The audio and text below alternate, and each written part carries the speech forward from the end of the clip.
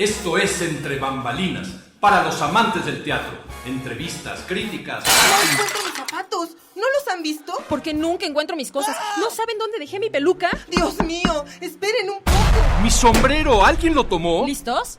¡Ah! Tercera llamada. Tercera. Comenzamos. Entre Bambalinas, un espacio diferente para todos aquellos que gustan de la escena teatral.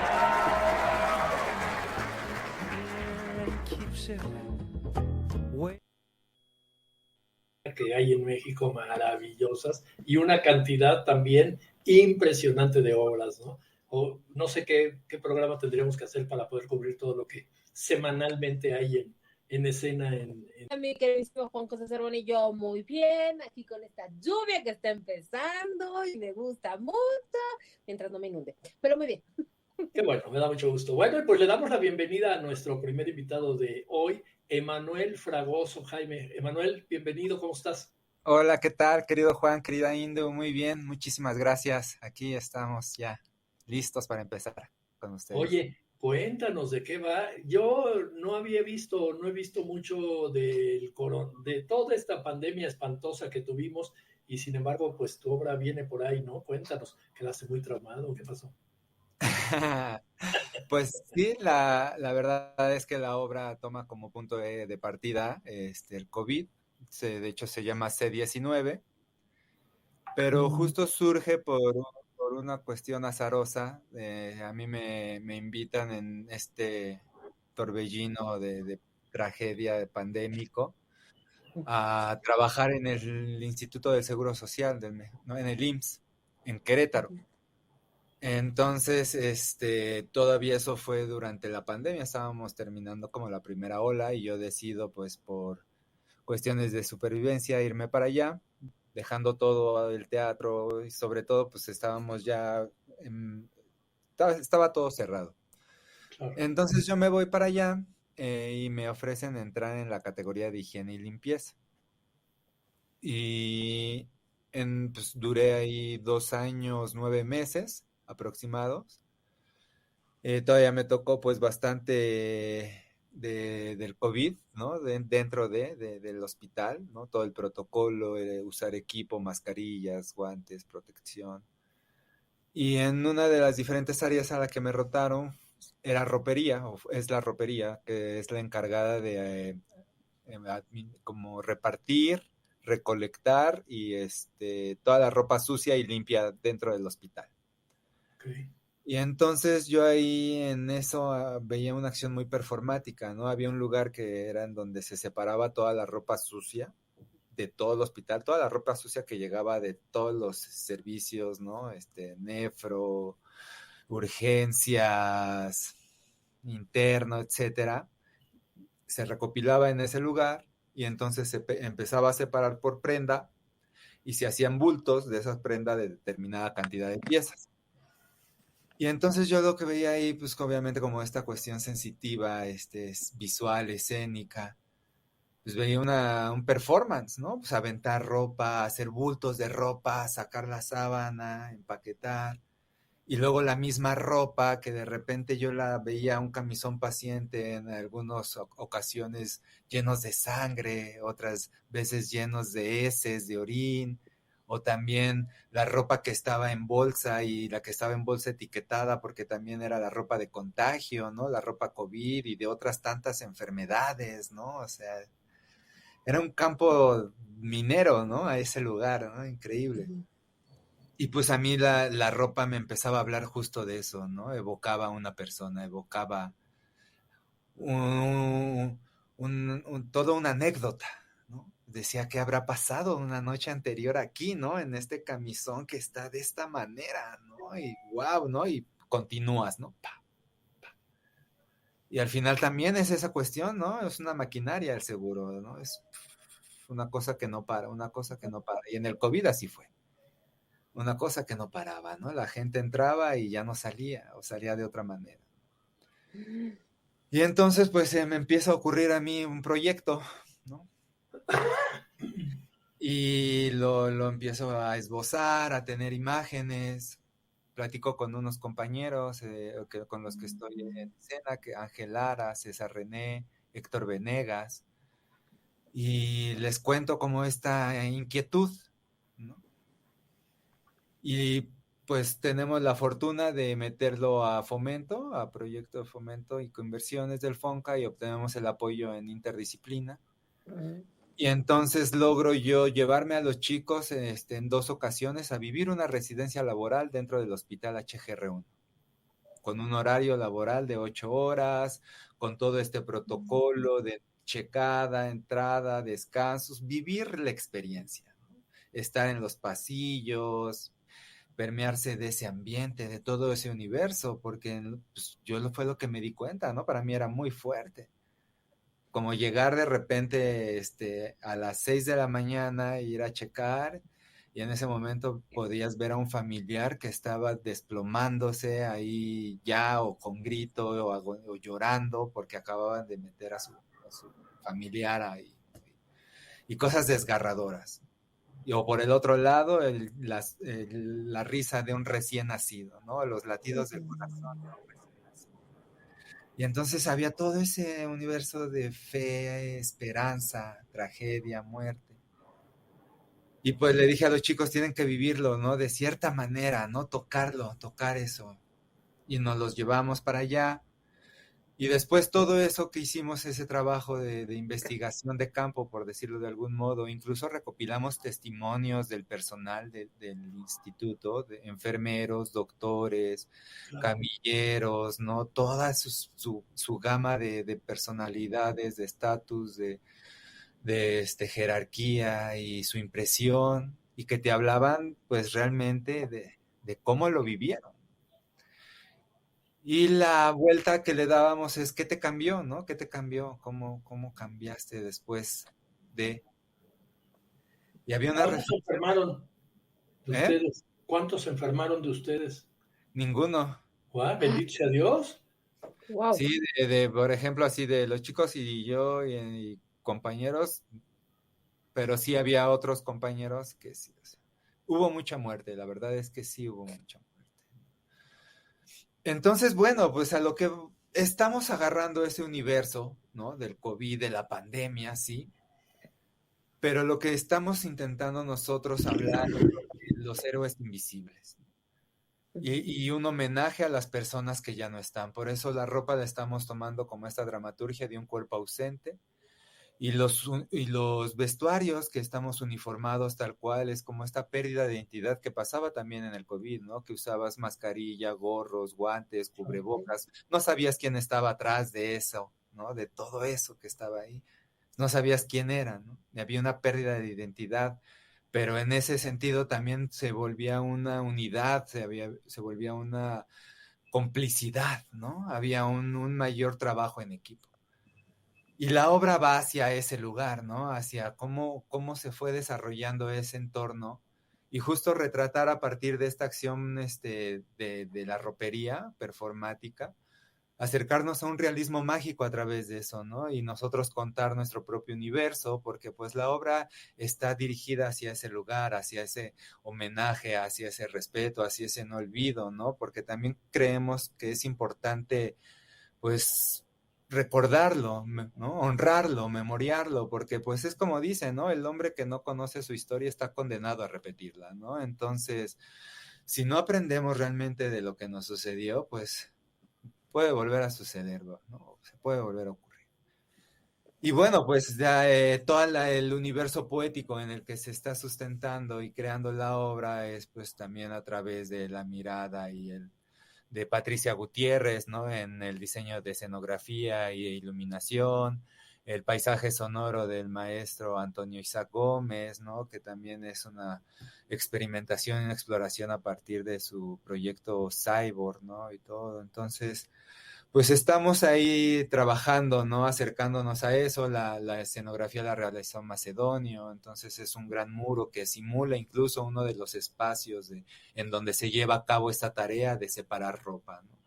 Y lo que queremos es eso, es mostrar a 4 individuos, ¿no? En ese universo, tras esas condiciones, tras esa fragilidad, y cómo se comportaban también al final del día, ¿no? Cómo se mostraban su naturaleza, ¿no? Y compartían y reían y bailaban y sentían. pero dentro de ese universo pandémico, ¿no? Entonces es como por ahí. Es por ahí, ya nos dejaste así como de... ¡Ah! Creo Sí, que, sí, fíjate sí. que muchas, creo que cuando fue la pandemia, empezaron justamente por video, creo que muchos creadores escénicos no querían tocar el tema, ¿no? Era como, son tocar fibras muy finitas, ¿no? O sea que me van a hacer sentir mal, me van a hacer sentir, van a regresar a ese momento. Dolorosas, Muy finalmente. dolorosas. Entonces, Sí. tu proyecto se me hace muy interesante. Creo que pasó ya un poco de tiempo, ¿no?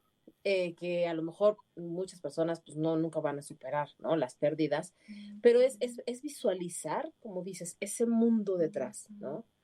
Porque dejamos, o sea, si bien nosotros como personas externas a los médicos, a todo ese sector, ¿no? Ellos lo vivieron en carne propia, como dices, hubo muchas muertes, ¿no? Y aparte tu tono cambió, fue como de, por eso es que nos dejaste de nosotros como en shock, ¿no? Ahora, Sí.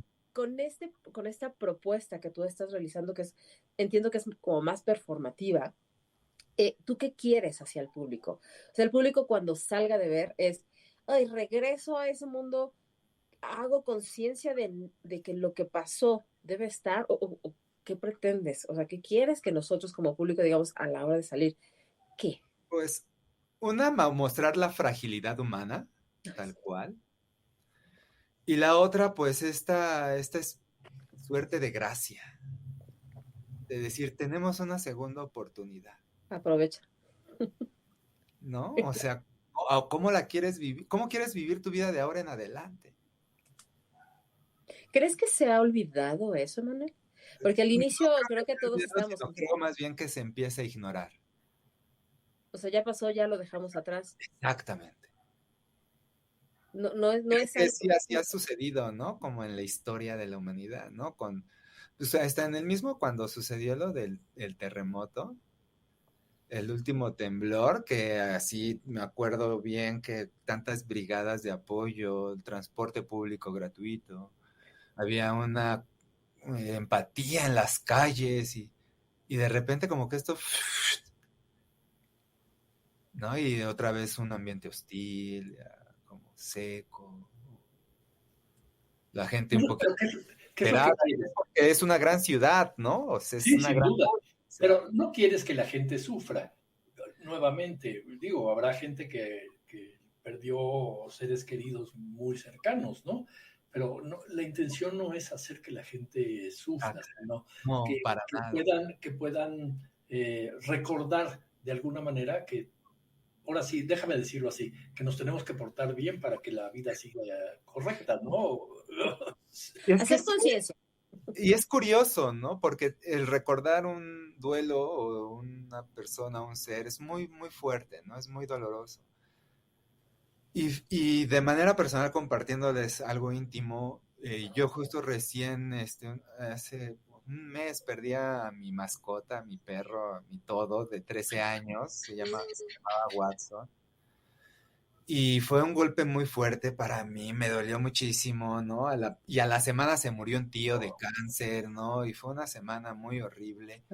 Y de repente justo hablaba con uno de mis hermanos y me decía, porque le decía, es que me siento aún muy mal, ¿no? De repente no sé cómo continuar. Lo que más extraño, perdón, pero es a Watson, ¿no? Era mi perro. Era una vida que lo tuve desde 2 meses así, ¿no? Y 13 años juntos. Y se fue así en una semana, ¿no? Y me decía mi hermano, es que, ¿por qué no también empiezas a recordarlo, pero desde la manera bonita, ¿no? Desde cómo jugaban, cómo lo veías, cómo estaban, y decía sí, ¿no? Y eso me producía también llanto, pero después decía, claro, eso también me producía como esta sensación de, qué bonito estuvo, ¿no? O sea, Alivio. ajá, ¿no? Qué bonito que lo tuve y así fue y ahorita yo estoy y también por ese duelo, por ese ser, continuar y honrarlo, ¿no? Y la manera de honrarlo es construyendo una mejor persona yo mismo, ¿no? O sea, en mí, ¿no? Entonces, Acabas de decir una palabra maravillosa y que yo llego a utilizar mucho cuando hay un duelo, honrar, ¿no? Honrar a esas personas que estuvieron en tu vida, que te enseñaron algo, porque por algo es que estuvieron dentro de ese núcleo en el cual te encuentras, ¿no? Y que su vida dio sentido a la tuya, ¿no? Independientemente de que uno quiera estar con la persona y tener el apego y estar ahí pegados, ¿no? Es honrar, ¿no? Ese amor. En ti, el ser un creador y decir, ok, no hay trabajo, ¿no? Pandemia, me voy justamente a Querétaro, me voy a un mundo que era completamente diferente a lo que tú tenías tus expectativas. Llegas a ese mundo, ¿qué cambió en Emmanuel? ¿Qué cambió en el creador escénico el estar en un mundo ajeno a la parte artística? Híjole, pues sí, muchísimas cosas. Me siento otra persona, incluso incluso lo que acabo de pasar recientemente. Y como ahorita estoy en este proceso de sacar esta obra que vamos a estrenar este sábado, ya ahorita estamos en montaje y todo, aún no sé quién soy ahora, ¿no? O sea, creo que estoy en este proceso de justo quién soy, porque me siento distinto, me siento diferente, me siento más sensible, me siento como también más aterrizado, ¿no? Haciendo, o sea, pisando una realidad, ¿no? Más en concreta, ¿no? En concreto, en asfalto, pues, ¿no? Y también muy agradecido, ¿no? Me siento muy conmovido, pero aún creo que estoy en este proceso, quiero tomarme un tiempo, un proceso para decir quién estoy siendo después de todo esto, porque yo renuncié apenas al seguro en febrero, o sea, recién, Ayer, ¿no? Y de febrero acá ha sido construir esta obra y también estar en otros proyectos porque se vino otra vez de tajo, ¿no? Yo en la pandemia estaba justo en estreno y habíamos dado 2 funciones y ¡puf! Se cerró todo, ¿no? Y pasó esto y se prolongó y fue que yo tuve que ir para allá. Y lo curioso es que, y es algo como que me asombra y siento ahí una serendipia muy bonita, es que justo lo que pensaba que me estaba alejando de la escena del teatro, ¿no? En este caso el seguro, porque también el seguro es otro universo en donde entras a una cuestión laboral, sindical y entras a esta estructura, ¿no? Así, ¿no? Y eso que sentía que me estaba alejando, ahora me regresa y de una manera muchísimo más fuerte, ¿no? Sentí el empujón así, ¿no? Así de órales, ¿no? Porque ahorita fue así ya, pues vamos a tener pues tuvimos el apoyo, tuvimos residencias, tenemos estreno y tenemos también, aparte de estar en el CENAR, vamos a estar en el Centro Cultural Calacuaya y también en la Sala Miguel Covarrubias. Entonces, oye, muy interesante. El tiempo se nos fue. se nos Creo fue que pocas veces se me va como agua y ahorita se me fue. Nos tenías muy, de muy gusto. interesados en el tema. Platícanos dónde vas a estar, a qué horas, etcétera, todo lo que Claro, es. sí, nosotros arrancamos temporada este 22, sábado 22, en el Foro Ok. de las Artes, en el CENAR, a las 7 de la noche, y pues, el domingo también a las 6, y la próxima semana, jueves, viernes, sábado y domingo. Vamos a estar hasta el 30 de junio. Ok. Los jueves hay descuento de teatro de 30 pesos, Sí, y los viernes hay promociones del 2x1. así es, así es. Bueno, pues es que yo creo que todo el mundo tendría que ir a verlo. Recuerden o no, les haya pasado o no algo durante esta terrible temporada de la pandemia, que la verdad sí nos tocó a todos. Yo creo que no hay nadie en el mundo, me atrevo a decir en el mundo, que no lo haya tocado, ¿no? De pronto por ahí me pienso, ¿qué va a pasar dentro de 40 o 50 años? ¿Qué van a decir los libros de esta temporada que nos tocó vivir, ¿no? Claro. Importantísima por muchos aspectos, en donde muchos hemos cambiado, modificado nuestra conducta, nuestra forma. Tú trabajaste en el seguro haciendo algo que no te imaginabas que ibas a hacer. Entonces, yo sí creo que es una buena oportunidad de volver a recordarla y de recordarla a los que se fueron, pues que siguen en nuestros corazones, y a los que no se fueron y que aquí siguen, pues que tenemos todavía mundo por delante y que tenemos que luchar por él. Claro, ¿no? Y a las personas invisibles, ¿no? Que habla la obra un poco hacia eso, ¿no? De quienes estuvieron haciendo estas pequeñas acciones que hacía que todo funcionara. Sí, maravilla, la verdad. Oye, yo tengo que hacer una pregunta. El escenario que tú viste en ese momento, ¿no? En esos años, ahora como ya director, ¿no? Lo ves ahora que vas a tener el estreno, dices, si es el mismo lugar, es la esencia que yo quiero mostrarle al público. ¡Ay, qué bonito! Eso es de repente muy difícil, ¿no? Porque de repente cuando se tiene la idea, se es director y después se monta, se cambian muchas cosas y no se llega a eso. Y en este caso sí lo estás logrando. Digamos que, sí hay una especie de adaptación hacia eso, pero justo el equipo con el que está rodeado este proyecto, este trabajo, que hay mucho corazón, lo estamos acobijando todos. Entonces está pensado, está reflexionado, está como hacia dónde y por qué, y entonces hay un planteamiento y hay una propuesta y hay una estética y hay una visión, entonces, y la esencia la tiene sin duda, entonces lo que resta es crear esa magia, esa poesía para que suceda y poder contactar con ese ser frágil, ¿no? Que llevamos dentro, con esa esperanza que está dentro también de todos. Entonces, ¿a partir de qué edad? De los 12 años en adelante, yo pensé. Conste que no se me vaya a traumar el hijo, ¿eh? Yo lo llevo. Sí. Ya te tocará a ti, mamá, decirle bien cómo son las cosas. No, sí la sabe, pero ay, su corazoncito de repente, pero no, ahí estaremos por ahí.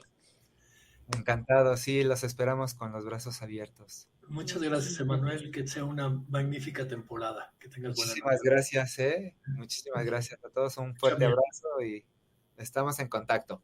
Claro que sí, cuídate, bye. Bye. No. Yo fallas técnicas.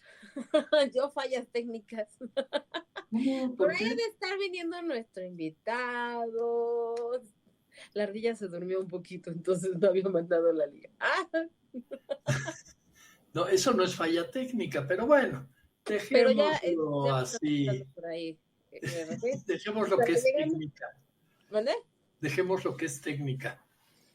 Le podría otro calificativo, pero bueno. Olvidadiza, nada más grave. Se llama edad, hijo mío. ¿Cómo es? ¿Qué eres? El primo Alzheimer, los primos alemanes Alzheimer, ¿no? Pero bueno, de todas formas, vamos a empezar un poco a hablar sobre la obra que esperemos que llegue pronto. Por aquí a Marco Vidal, que es el director y el dramaturgo de Ecos y Cadenas. Interesante porque habla del amor. Entonces, quiero ver. Y que está ya estrenó en el Foro Shakespeare. Desde el 17 de junio al 12 de agosto va a estar, o sea que sí tenemos todavía un ratito para podernos ir a ver, los lunes a las 8 de la noche. Ay, aquí tenemos a Marco Vidal, qué bonito, yo le debo la disculpa a Marco. Hola Marco, ¿cómo estás? Hola, buenas noches, ¿cómo están? ¿Qué tal? Hola Marco, buenas noches, bienvenido. Nosotros empezando a hablar un poco de en dónde se encuentra, ¿no? El Foro Shakespeare, que ya estrenaste, ¿no? La obra de Ecos y Cadenas, y que habla un poquito del amor. Platícanos cómo es que surge esta idea de hacer esta puesta en escena. Bueno, hola, buenas noches a los dos y a su audiencia. En realidad habla, claro, al final de cuentas todo tiene que ver con el amor, pero empieza por una cuestión de desamor. Es una ruptura de un cuarentón, un hombre de mediana edad, que viene de una ruptura y al regresar a su casa se encuentra con un tipo que representa a su monstruo, y se llama monstruo porque así lo nombró desde la infancia, lo ha intuido, ha sabido relativamente de él, pero esta vez a partir de esta crisis, de esta crisis de desamor, va a empezar a dialogar con él. Es un tipo grandote, relativamente violento, desesperado, impaciente, y que sin embargo tiene un tremendo amor por la relación y por él mismo. Son los dos encontrándose uno al otro, y entonces dialogan y encuentran una cosa muy, muy importante, que es que todos los nudos de su relación desgastada tuvieron que ver con la niñez. Entonces es un viaje hacia los nudos emocionales, diría yo, que tuvieron la niñez y bueno, pues compartieron evidentemente padres, experiencias, crecimientos. Se dan cuenta que tienen una masculinidad bastante violenta y que tienen una cancelación de su mundo interior que no ha sido puesta por ellos, sino que ha sido utilizada como para defenderse del mundo. Hay por ahí un texto donde le dice, pero es que ya no hay ataques, hace tiempo que no hay ataques, pero el monstruo está preparado para eso. De eso va, de ese encuentro con uno mismo, diríamos, puesto en dos personajes. Oye, de repente viene últimamente las ideas de que, pues obviamente uno no se puede relacionar con las demás personas por las carencias emocionales que se tuvieron de la infancia. Viene por ahí la teoría, retomas algo sobre esas cosas, psicología, o fue no, a mí se me ocurrió y yo hice esta idea. No. Viene de dos, yo diría que son dos experiencias muy importantes. Fui un niño muy atento al mundo. Yo creo que ya de ahí traía un asunto estético de intentar ver el mundo con mayor belleza, y entonces fue un poco raro para mis papás. ¿Qué hacemos con este niño medio intelectualón? No acababa de ser el clásico travieso y el clásico niño cotidiano. Y luego, mi papá justo para mí era muy sorprendente porque él, aunque fue un hombre que creció, que se desarrolló profesionalmente, cuando tomaba unos tragos se descomponía. No era un alcohólico continuo, le permitió terminar una carrera, generar trabajo, etcétera, pero a mí me tocó en la infancia verlo en ese otro estado, casi del Dr. Jekyll y Mr. Hyde, y fue muy complicado para mí. Y entonces después, cuando tomo ya terapia, yo ya de 40 años, justo encuentro que los nudos más importantes estuvieron determinados en la niñez. Y entonces sí viene de un asunto psicológico. Y bueno, me adelantaré un poquito. El rollo también es que, usando esta cita bíblica de que la verdad los hará libres, muchos de nuestros miedos son solamente situaciones medio neuróticas del temor que tenemos a enfrentar una situación.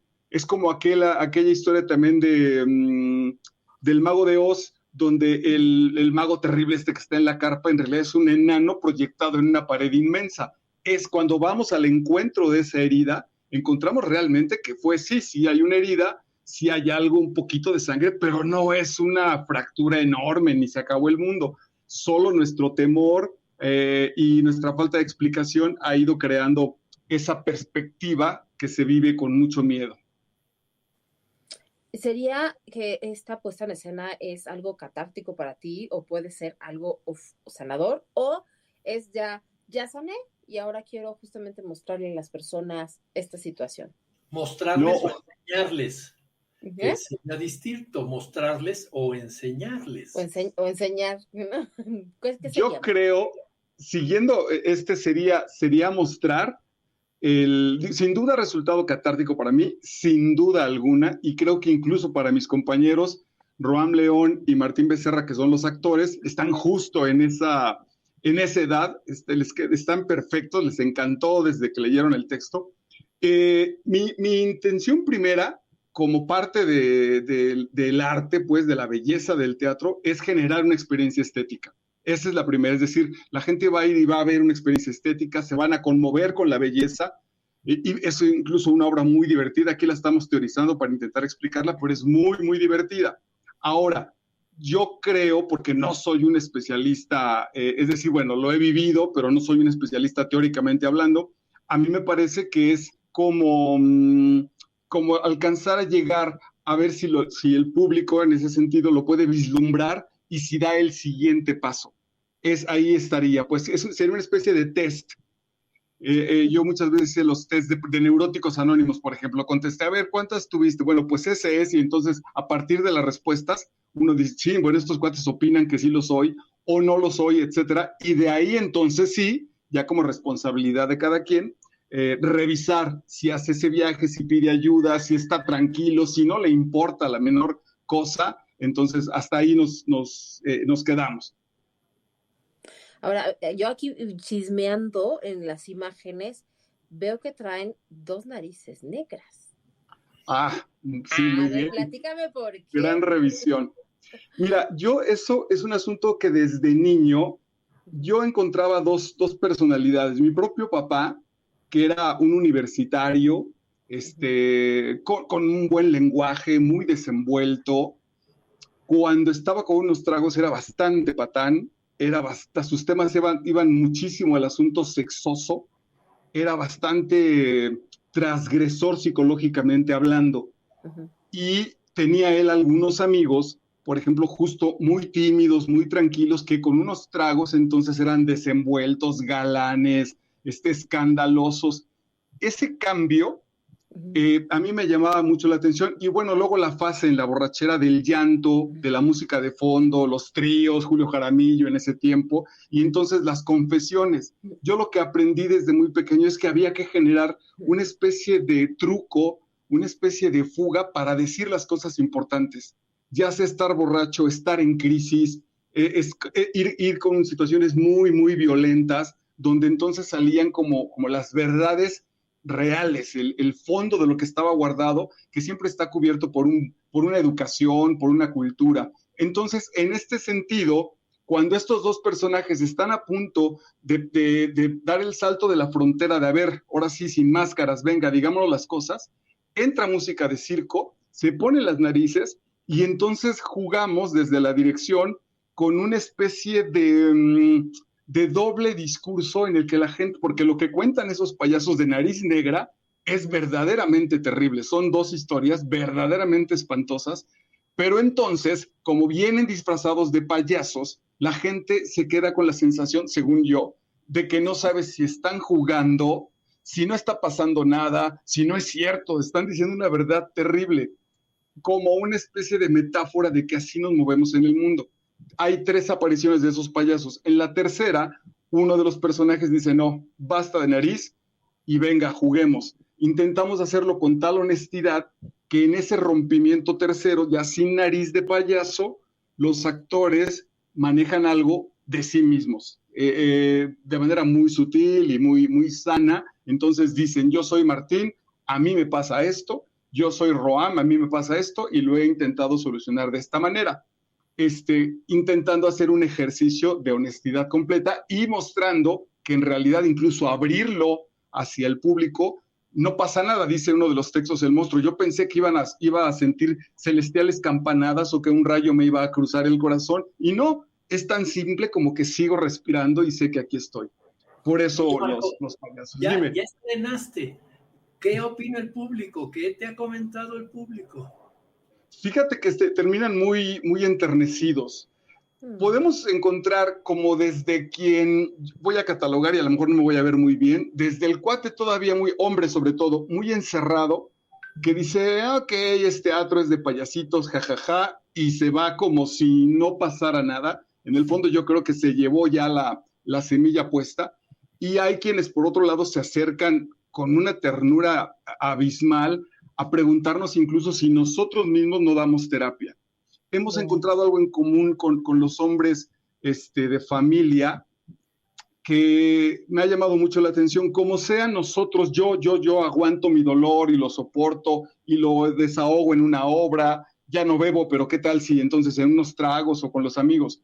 Pero cuando el dolor tiene que ver con los hijos, alguna vez un hombre nos dijo, quiero traer a mi hijo a que vea esta obra porque seguramente el dolor que me heredó mi padre, yo se lo estoy pasando, pero como si fuera una neta divina, como si sin ninguna coladera. Entonces, en general, muy enternecidos, la obra no se levanta la gente y nos dice, wow, maravilloso, porque se quedan como medianamente atorados y por el lado femenino, diría yo, muy sorprendidas y muy enternecidas, porque yo creo que es como el asunto hablaré de las mujeres de mi generación, tengo 55 años, que puedan decir, mira cómo sí tienen vulnerabilidad, sí se quiebran, sí sienten, sí pueden llegar a ser tiernos. Y entonces imagínate descubrir eso después de 20, 30 años de matrimonio, es una gran sorpresa para ellas, según yo.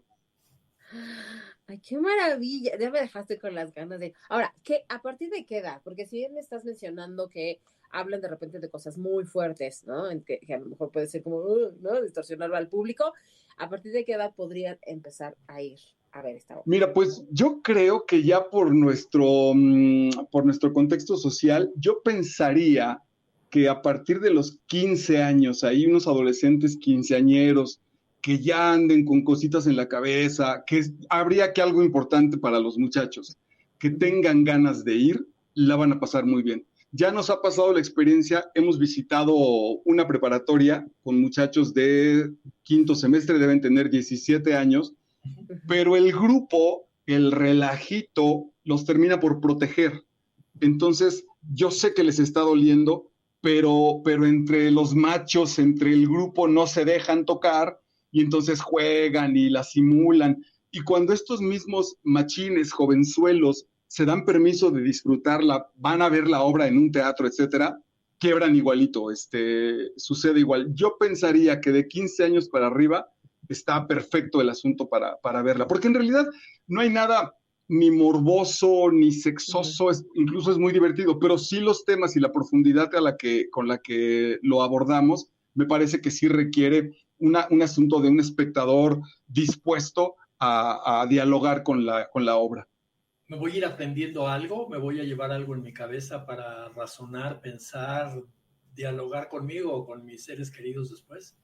Seguro, yo creo que sí, maestro. Seguro si vamos abiertos, sí. Y yo diría incluso, porque es una parte de este ejercicio, no solo el asunto de razonar, que está incluido, por supuesto, y de pensar, sino, y sería muy importante, a lo mejor aquí les va a dar un poquito de temor a algunos, pero venga, pues hay que hacerlo, de sentir. Aquí el asunto es sentirlo. Entonces, reconocer el Paco es el muchachillo que se enfrenta al monstruo y toda la obra se toca aquí en medio del pecho y dice, lo que empezó como un pequeño volcán de enojo y tristeza se ha ido abriendo. Entonces ese es el punto. Metafóricamente, físicamente, los actores ponen la mano entre las costillas porque ahí está guardado ese elemento. Entonces, sin duda sí, porque además, bueno, he leído, lo he sustentado, etcétera, pero lo importante sería el reconocimiento del sentimiento como tal.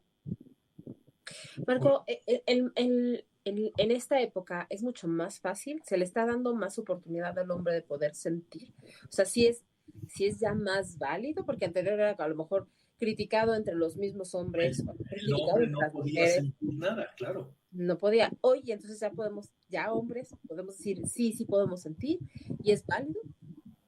Yo creo que siempre, bueno, evidentemente quizá desde el asunto de la ética siempre ha sido válido. El asunto estaría en que, y te entiendo perfecto, en la consecuencia que tenía.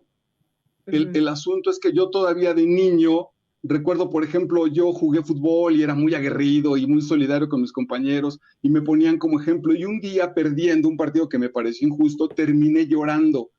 Y entonces mi papá no supo realmente cómo acercarse porque fue muy enternecedor ver a un niño de 10, 12 años llorando porque había sido derrotado en su equipo de fútbol, pero ante la imagen, él me acuerdo que me dijo, está muy bien, no pasa nada, pero esas lágrimas intenta guardarlas hasta que llegues a la casa, eres el capitán del equipo. Entonces no es que no haya sido válido, yo creo que antes había consecuencias más radicales, ¿no? Yo tuve varias novias también, donde el asunto era, pues me hubiera gustado que tuvieras menos corazón y más pelotas para que sacaras de esta situación. Y entonces yo era así de, pero tú eres la que me está pidiendo que sea el machín. Y me dijo, pues sí, porque así debe ser. Mismas mujeres. Entonces, yo afortunadamente creo que sí, que las generaciones de mis hijos, que tengo uno de 30 y otro de 25, sí han cambiado, sí están cambiando, tienen oportunidades mejores. Incluso recuerden, pues, todavía este asunto de ir a terapia para mi generación y seguramente para más atrás, era un asunto casi de, bueno, ¿y qué, estás loco o qué está pasando? Ahora, hablando de las mujeres, y con ese feminismo que de repente se va como muy exagerado, ¿crees que sí les permiten ahora a los hombres sentir? ¡Qué gran pregunta! Pues yo diría que aquí, que cuando alguien, esto va a sonar una especie como de consejo, pero cuando no lo permitan, ahora están tan de moda estas red flags, las banderas rojas, pues hay que salir corriendo.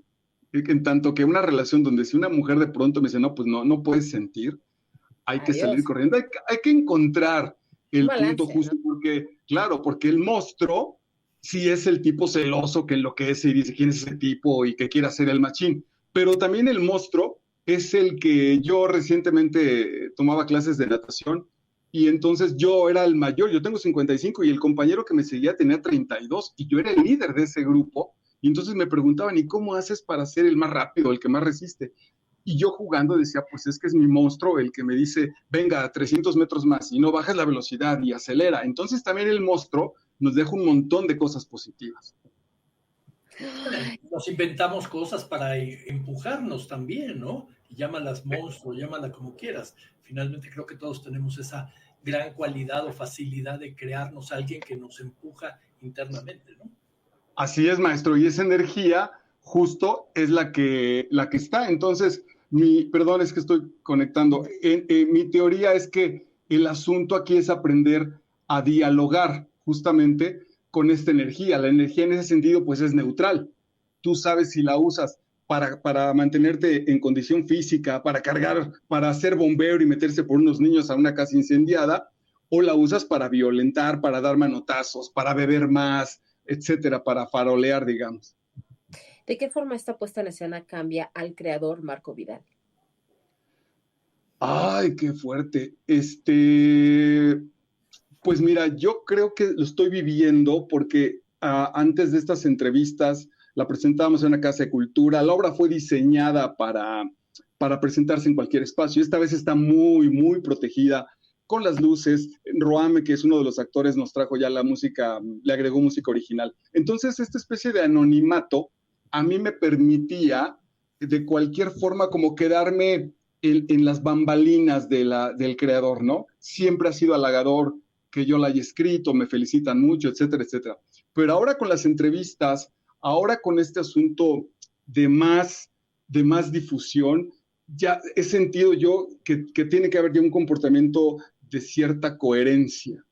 Ya no me puedo permitir, no por los otros, sino por una especie como de propia vergüenza en la que yo no puedo ya ser un patán y que alguien diga, bueno, ¿cómo es que eres tan patán y escribiste esa obra tan tierna, tan profunda o lo que sea? En eso sí me ha modificado y bueno, hay montones de cosas en mis relaciones, en mis trabajos profesionales y como persona que tienen que ver ahora con el monstruo, incluso con Martín, que es uno de los actores con el que más cerca he trabajado. A veces ya distinguimos. El otro día fuimos a un lugar y el policía, la verdad, fue relativamente grosero. En realidad no fue grosero, fue como mandón y seco y no nos contestó el saludo. Y entonces entre ambos dijimos, bueno, es que está hablando su monstruo vigilante, entonces relájate. Y eso ha sido un gran paso, porque yo pude haber salido de ese lugar enojado, criticando su mediocridad, siendo clasista incluso, y ahora digo, bueno, yo tengo un propio monstruo aquí guardado, él también, venga, pues me ha permitido como comprensión más sencilla de eso. Pues te cambió entonces. Seguro que sí, maestro, seguro que sí, sin duda. Qué bueno. Si es para bien, bienvenido. ¿Y dónde? No, todo ese rollo. Suena que es para bien, ¿no? Ahora falta hacer la versión de la musta.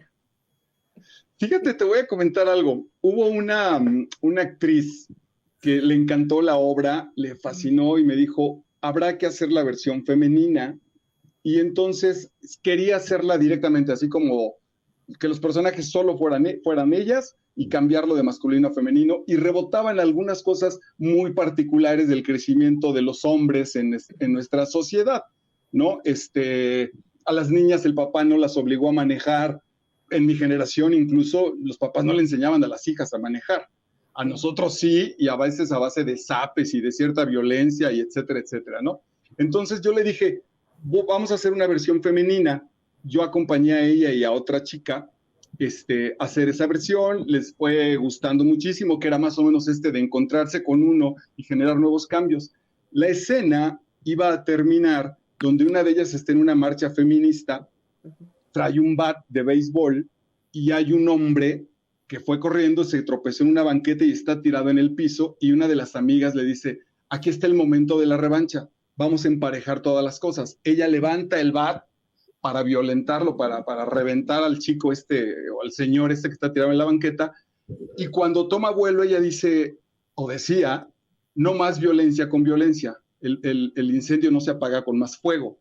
Deja el bat y sigue caminando. Y las 3 chicas que querían montar la obra me mandaron a volar. Me dijeron que no, pues que porque el asunto no era ese un sano feminismo, que se veía ahí mi machismo de querer perdonar a tantos patanes. Yo le dije, querida, pero si solo es un asunto simbólico de establecer la paz. Claro. A eso me refiero. Y a mí me parece hasta que sí la paz, esa paz justa, real, tiene que salir de ustedes y de mi parte femenina. Mi parte femenina es la que busca justo esa paz. Bueno, pues no se hizo, pero sí le he dado vueltas. En enero, si todo sale bien, tengo una obra que se llama Brujas, que va más o menos por el mismo asunto, donde vemos a 2 niñas que se convierten en adolescentes que terminan prendiéndole fuego a la mamá. Acá la apuesta es que no vemos violencia explícita, no las lastimaron, no las violaron, pero el asunto de la mamá con el discurso al cual se refería, tarada, babosa, no vas a crecer, estás bien fea, gorda, cuídate, las hartó al paso de los años hasta que encontraron ese desahogo. Como una violencia que está guardada ahí, que está puesta ahí abajo, en la cual flotamos, es tan transparente ya que no la notamos. Es la silenciosa, ¿no? El que con una palabra muy sutil hace cuchillito, cuchillito, cuchillito. ¡Ay! Son interesantes. Y después que se encuentran los 2 monstruos, ¿no? La monstrua y el monstruo. Ahí se lo dejo. Seguro. Pues acuérdate que en las relaciones cuando en particular creo que la de la pareja es la que más lo muestra, pero cuando 2 tipos se salen porque uno le cerró el carro al otro y se bajan a intentar darse golpes, están dialogando sus monstruos. Y en la pareja, ¿cuántas veces decimos, a ver, vamos a arreglar este asunto, ¿por qué te portaste así en el súper? No me grites así, pues tú tampoco me hables. Y al paso de la discusión, se dan cuenta que están alejados 10 kilómetros del tema principal, porque los monstruos los han llevado hasta allá. Pero es bien difícil. Vamos todos al psicólogo y entonces podremos tener un mundo mejor. Seguro que sí, la verdad es que alguien dice que tendría que estar en la canasta básica ya ese asunto. Sí, efectivamente. Y mira que salen bastantes psicólogos cada año, ¿eh? O sea, bastantes están saliendo, pero pues muchos todavía siguen teniendo ese tabú de no querer ir al psicólogo, ¿no? Sí, es terrible. Es terrible. Yo leyendo, preparando para este montaje, leí a la maestra Alice Miller, que creo que en realidad ella fue psiquiatra, y decía que además algo complicado, decía que si el terapeuta no es empático porque no lo tiene como en la piel ese dolor, es muy difícil que te ayude a sanar, porque lo está haciendo solo desde el asunto razonable, desde el asunto de la intelectualidad. Y yo entonces ahí también eso fue algo que me motivó, porque dije, en el teatro casi pasa invisible esa conexión, casi pasa invisible esa empatía. Entonces es probable que sea hasta mucho más terapéutico y más sencillo atravesar esa solidaridad por medio de la belleza que el asunto desde el psicoterapeuta que dice, bueno, yo estoy aquí montado, tú eres el que está ahí con el problema. Aquí me parece que es mucho más horizontal la relación y utilizando la pregunta hace un rato del maestro, creo que también por ahí es donde conectamos muchísimo. Esta vez para nuestra temporada hemos agregado, la obra dura 1 hora con 20 minutos y al final de la obra estamos invitando a algunos especialistas en psicología, en pedagogía, en coaching y en estética, en arte, en teatro, que darán un breve enfoque al final de la obra sobre algo que ellos quieran destacar. Entonces termina la obra y se levanta uno de los invitados y nos dirá, pues yo quiero destacar esto, una charlita de 10 minutos, si se hace un diálogo contestará, como para redondear este punto que nosotros, desde la parte estética de la que nos correspondía, a veces sentíamos que nos quedábamos un poco cojos con las respuestas. Entonces hemos preparado este extra para esta temporada.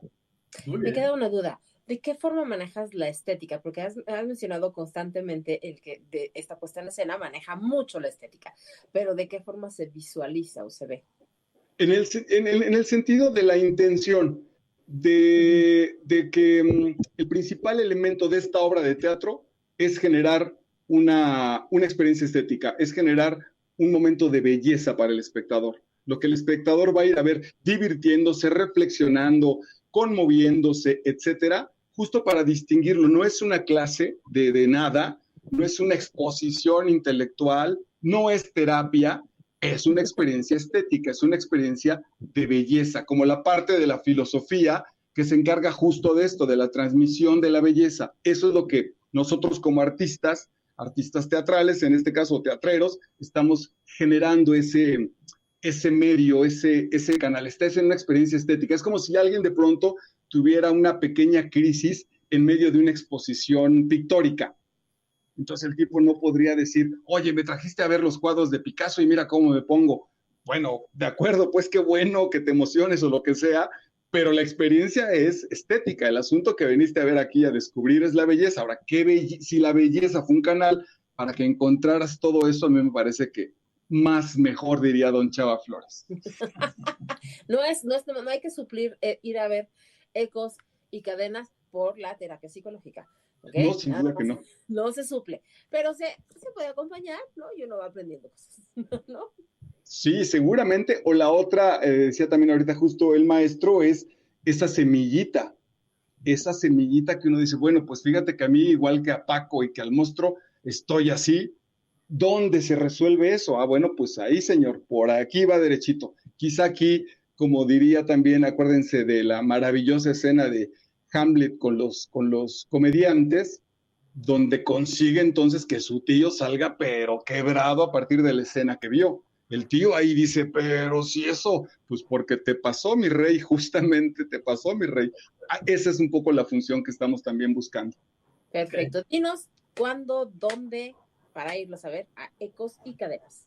Vamos a estar los lunes, los que restan creo que ya además es 1 o 2 de junio, todos los lunes de julio y 2 lunes de agosto, 8:30 de la noche, en la sala emergente 2 del Foro Shakespeare. Zamora número 7 en la Colonia Condesa. Perfecto. Pues ahora sí que muchísimas gracias. Muchas gracias, Marco. A ustedes, un gusto platicar con ustedes. Muchas gracias. Encantado. Ahí esperemos darnos vuelta. Bueno, gracias. Bye. Chao, buenas noches. ¿Qué pasó con Fátima? Dos mujeres en un mundo retrógrado. ¿Cómo? Ahora todo le echan la culpa al mundo retrógrado o al signo retrógrado. ¿No se los mandaste? No, sí, pero ya un poco tarde, pero entonces también estaba ocupada nuestra RP, entonces. Pero dice que a ver si entra. Esperemos, pero así de 3, 2, 1. Ok, pero ellos nos iban a hablar sobre el insólito caso del señor Morton. Así es. Una obra que tramó a mi hijo. ¿No es cierto? Aquí está ¿Una Fátima. obra que qué? Aquí está Fátima. Ay, Fátima, tenemos 7 minutos para hablar. Correcto. Hola, Fátima, ¿cómo estás? Muy bien, me estoy dando cuenta de que no están en mis audífonos, así que me los voy a quitar. Fátima, platícanos por favor rapidísimo de el insólito caso del señor Morton, ¿de qué va? Bueno, el insólito caso del señor Morton es una comedia policíaca que se escribió hace 20 años y que trata de un asesinato para el cual contratan a un detective que va a resolverlo. Llega a este edificio donde se cometió este crimen y se encuentra con una recopilación muy pintoresca de personajes, de los cuales vamos descubriendo sus vicios de carácter y qué es lo que esconden cuando nadie los ve.